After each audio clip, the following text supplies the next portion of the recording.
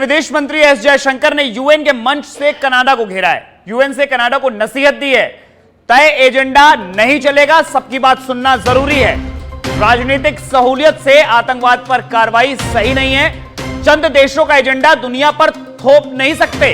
अपनी सहूलियत के हिसाब से क्षेत्रीय अखंडता का सम्मान और आंतरिक मामलों में हस्तक्षेप नहीं हो सकता। वे दिन अब खत्म हो गए जब कुछ देश एजेंडा तय करते थे और उम्मीद करते थे कि दूसरे देश भी उनके साथ जाएंगे। समय बदल रहा है, अब दूसरे देशों की बात सुननी होगी। क्या कहा, पहले आप वो सुनिए। Never again allow an injustice like vaccine apartheid to recur.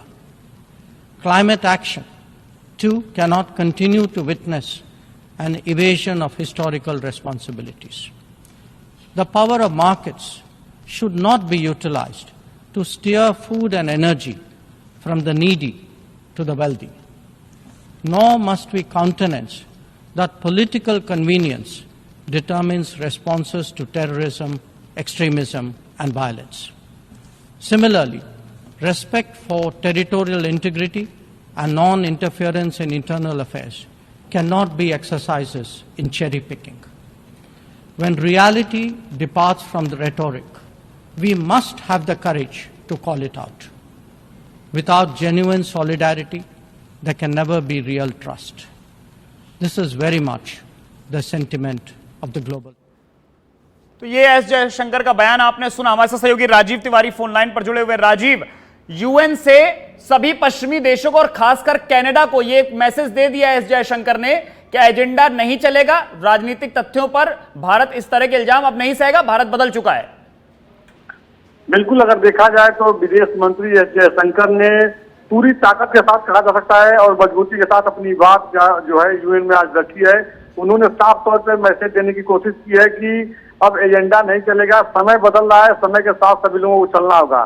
क्योंकि देखिए, अगर बात किया जाए, एस जयशंकर बड़ी मजबूती से अपनी बात रखते हैं और इस समय कनाडा कहा जा सकता है जिस तरह से भारत विरोधी गतिविधियों को संचालित कर रहा है अपनी धरती से, वह एक चिंता का विषय बना हुआ है। और यही वजह रहा कि आपने देखा कि यहाँ पे जो है कनाडा के राजनयिक को यहाँ से उसकी छुट्टी कर दी गई, उसको वापस कर दिया गया।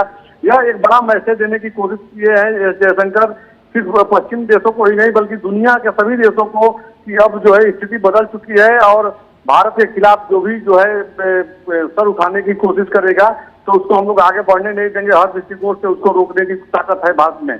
तो इस बात पर इंकार नहीं किया जा सकता है। इसका जरूर असर पड़ेगा कनाडा में, क्योंकि देखिए कनाडा में जिस तरह से देश विरोधी लोग वहाँ पे जमा हैं और खालिस्तान की मांग कर रहे हैं और कनाडा के प्रधानमंत्री का जो सपोर्ट उन लोगों को मिल रहा है, जिस तरह से सपोर्ट में बयान आ रहा है, यह एक चिंता का विषय बना हुआ है। और ऐसे में आज यूएन में जिस तरह से एस जयशंकर ने अपनी बात रखी है, कहा जा सकता है कि आने वाले समय में इसका असर जो है कनाडा में देखने को मिलेगा, कनाडा सरकार के ऊपर। जी बिल्कुल राजीव, क्योंकि अमेरिका जो एक तरफ हमसे दोस्ती की बात कहता है, लेकिन अमेरिका का अगर विदेश मंत्रालय का आज का बयान देखे कनाडा वाले मुद्दे पर, तो उसमें भी उसने भारत पर एक सवालिया निशान लगाने का प्रयास किया। तो कहीं ना कहीं इस मैसेज से पश्चिमी देशों में खासकर अमेरिका और कनाडा दोनों को अब मैसेज मिल जाएगा कि आगे से इस तरह के जब तथ्य हो तब बात करें।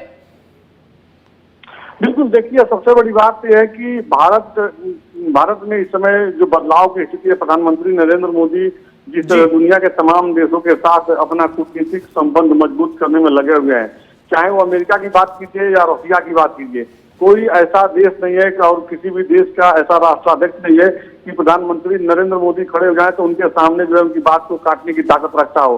भले ही आज कहा जा सकता है अमेरिका के विदेश मंत्री की बात कीजिए या कनाडा के प्रधानमंत्री की बात कीजिए, ये लोग भले ही पर्दे के पीछे से भारत विरोधी जो गतिविधियां उनको सपोर्ट कर रहे हैं, उनके समर्थन में बयान दे रहे हैं, लेकिन जो स्थिति भारत की आज बनी हुई है उसका साफ सबसे बड़ा उदाहरण यही है कि आज जिस तरह से आज यूएन में एस जयशंकर जो विदेश मंत्री हैं, कूटनीतिक मजबूती के लिए जाने जाते हैं, जब से देखिए विदेश मंत्री बने, किस तरह से तमाम दुनिया के देशों में प्रधानमंत्री का भारत का डंका बज रहा है।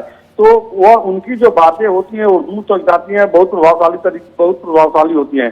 तो कहा जा सकता है कि आने वाले समय में चाहे वो दुनिया का कोई भी देश हो, चाहे वो कनाडा हो, पाकिस्तान हो, बांग्लादेश हो या कोई हो, अगर भारत के खिलाफ कोई षड्यंत्र करने की कोशिश करता है तो उसको रोकने के लिए हर दृष्टिकोण से जो है भारत तैयार है।